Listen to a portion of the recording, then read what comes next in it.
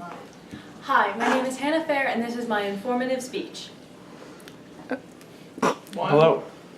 2, 3, 4, 5, 6, 7, 8. APJ Abdul Kalam once said, begin quote, "Poetry comes from the highest happiness or the deepest sorrow," end quote.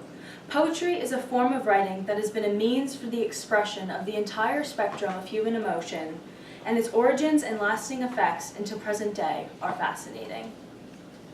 Most of us have been assigned at some point to write a haiku, a sonnet, or a performance poem, but many of us do not know about the origins or importance of these poem forms.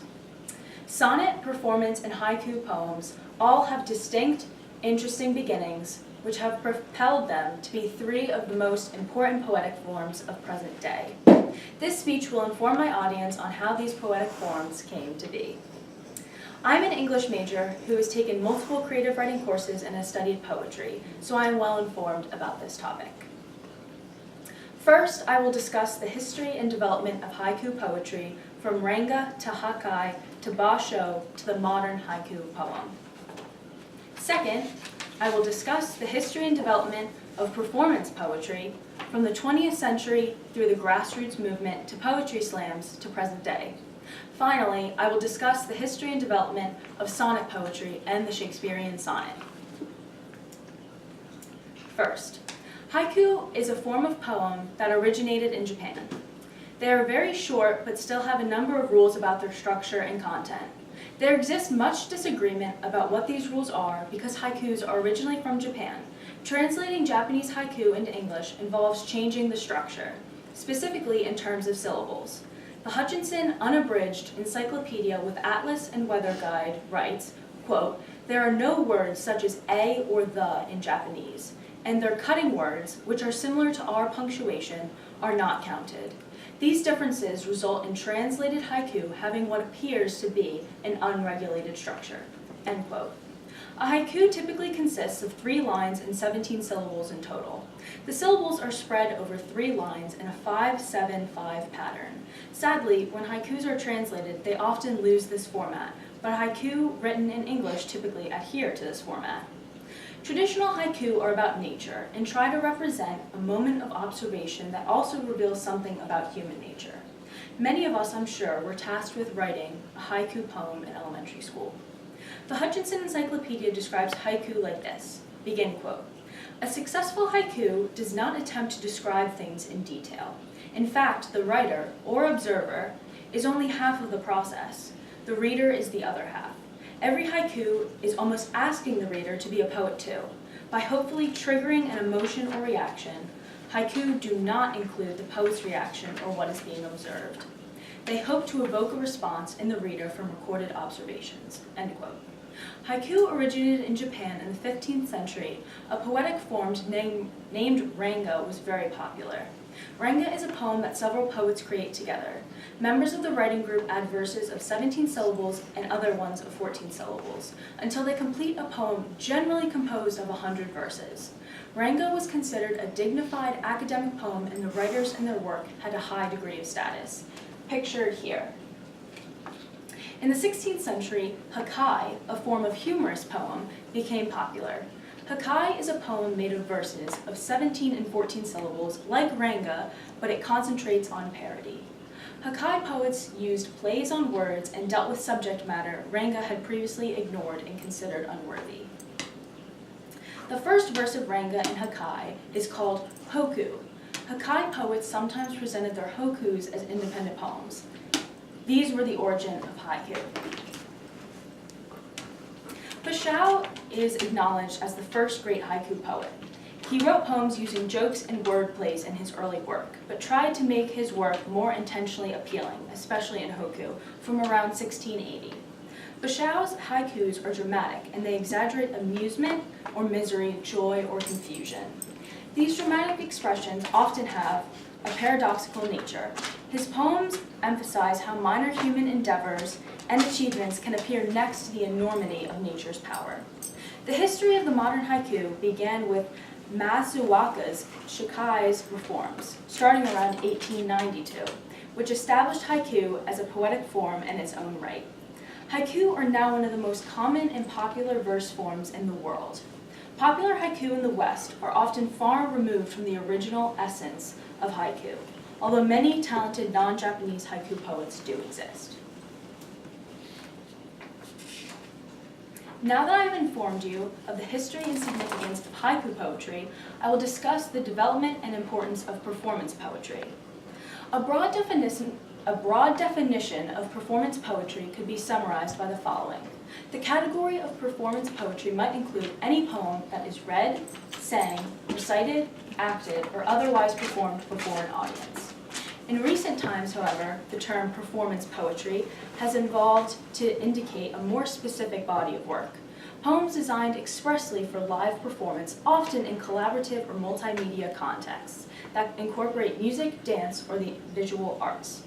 In the United States, performance poetry usually refers to jazz, rap, and hip-hop poetry, and to the popular open microphone readings and slam competitions of the spoken word movement of the 1990s. Although it also includes the more abstract, sound-based experiments of the avant-garde. The Encyclopedia of American Poetry describes it as, begin quote, performance poetry as a pop cultural phenomenon is a rapidly evolving movement that defies easy definition. To make some general observations, the performance poem is a public live event that emphasizes the oral aspect of poetic composition and reception.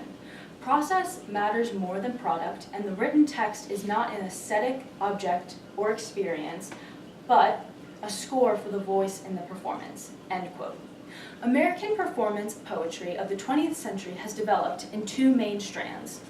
A genuinely popular grassroots movement developed deeply influenced by jazz, rap, and hip-hop, and emerging in urban community centers, and an avant-garde, sound-based poetry emerging from modernist and European experimentation reform, examples such as Dada, Surrealism, and Futurism. In recent years, the populist strand of performance poetry has taken the form of spoken word, the exuberant poetry readings, slams, and open mics emerging in such diverse locations such as bookstores, cafes, churches, festivals, and community centers. Performance poetry has also thrived on radio, telephones, television, feature films, and the internet, and in well-attended annual events. Here, pictured, is Neil Hilborn. He's a famous spoken word poet. The ability of the spoken word movement to develop these new audiences testifies to the vitality of American poetry's democratic appeal and to its public, social, popular, and political life. Now that I have discussed the development and impact of performance poetry, I will now turn my focus to the sonnet form, particularly the Shakespearean sonnet. A regular sonnet is a 14-line poem using any formal rhyme scheme. The sonnet was created in 13th century Italy. Dante, the author of Dante's Inferno, wrote sonnets, and so did Michelangelo. However, Francisco Petrarch was one of the very first famous sonnet writers. He wrote with a rhyme scheme separate from Shakespeare. English sonnets began in the 15th century. Here's Petrarch, Dante, and Michelangelo. The Shakespearean sonnet was named after William Shakespeare, not because he invented it, but because he was best at it. A Shakespearean sonnet is comprised of 3 4-line stanzas with a rhyming couplet at the end. The rhyme scheme is A-B-A-B, C-D-C-D, E-F-E-F, and it ends with G-G. Most of his sonnets, just like most of his plays, are written in iambic pentameter, which means every line has 10 syllables consisting of 5 iambs, which is a term for a pair of stressed and unstressed syllables. Although there is controversy around whether Shakespeare actually wrote all of his sonnets, John Green of Crash Course says, begin quote, Shakespeare wrote these sonnets, 154 of them, probably sometime in the 1590s and early 1600s.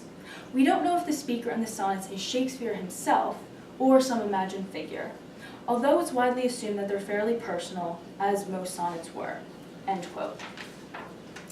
The Shakespearean sonnet were not very popular when they were initially published. Most people found them boring. However, Shakespeare is able to fit a lot of emotion into his highly structured sonnets and argues for the importance of poetry itself, which can be summed up as, "People die, but poetry lives on." In sonnet number 18, also known as "Shall I Compare Thee to a Summer's Day?" the narrator admits that the comparison is faulty. The lover is better than a summer's day because summer days can be too hot, too windy, or, if they are perfect, they are over too quickly. And again, this is where Shakespeare's immortalizing ideology comes in, because he writes about the wonder and awe of his beloved. This figure is made permanent within the poetry and becomes immortal.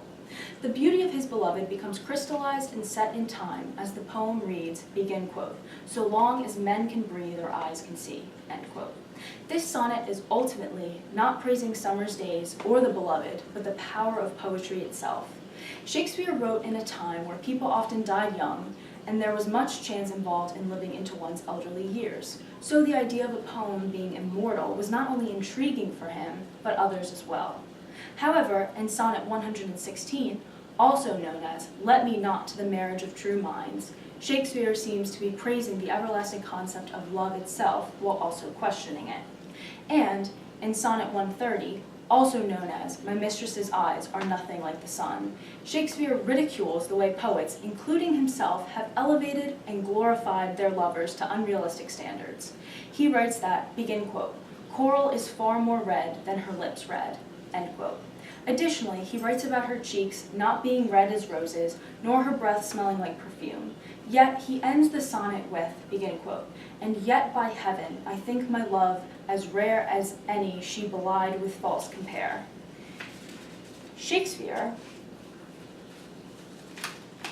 humanizes love and makes it more realistic, still believing his lover is the best, but his lover is still a person with faults.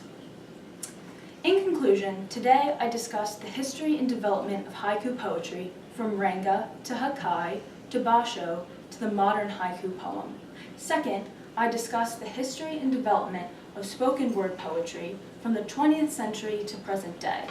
Finally, I discussed the history and development of sonnet poetry and Shakespearean sonnets. Sonnet, performance, and haiku poems all have distinct, interesting beginnings, which have propelled them to be three of the most important poetic forms of present day. This speech informed my audience on how these poetic forms came to be.